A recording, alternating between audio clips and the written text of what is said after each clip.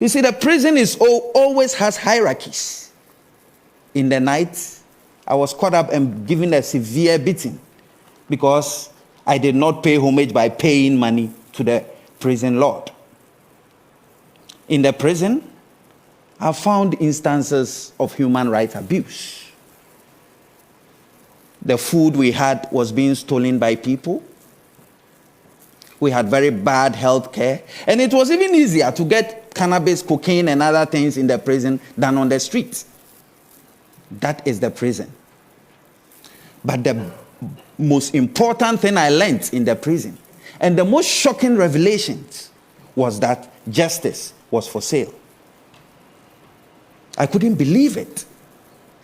So when I came out of prison, I decided to investigate the little bits that I had heard from my colleagues. They basically explained that, look, I wouldn't have been in this prison but for the fact that I could not pay to that judge. So me and my team set out to do justice to this issue. And indeed, the film was called Justice. We had 34 judges who were caught taking bribes. And it was such a harrowing experience. We had 145 judicial staff also caught up taking bribes. And I recall one of the stories whilst we were investigating. Brobe was a coconut seller, and he had positioned himself at a suburb of Accra called Tema Station.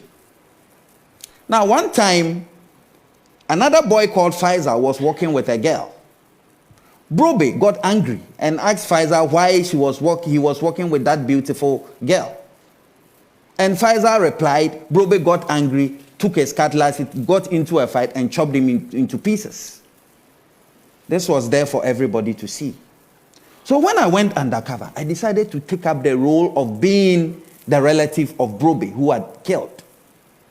I went to the judge. I remember that fateful day. And there I was. I gave him the money. And he took it.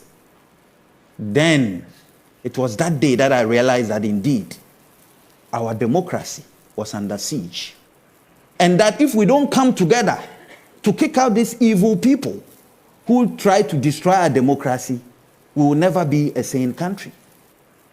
A similar incident of robbery attack that happened in Taifa.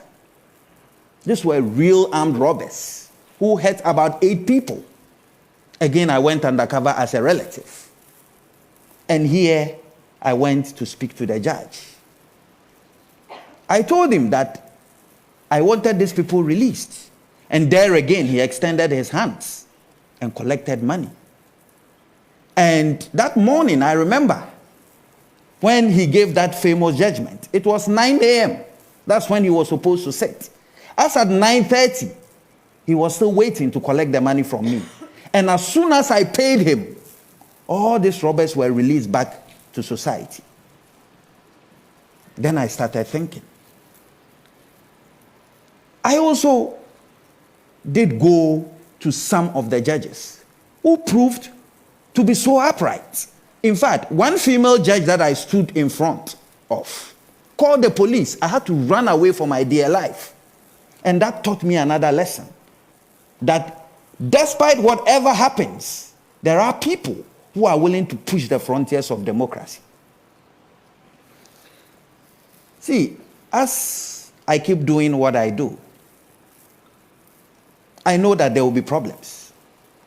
When I teamed up with my colleague, Stanley Nkwenda, to go to Seychelles,